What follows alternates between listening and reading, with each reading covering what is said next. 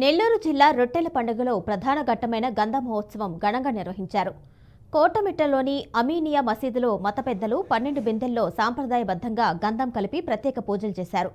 బారా షహీద్ దర్గాలోని ఈద్గాలు బారా షహీద్ల వీరత్వం, మహిత్యంపై పకీర్లు గానం చేస్తూ సాహస కృత్యాలు ప్రదర్శించారు.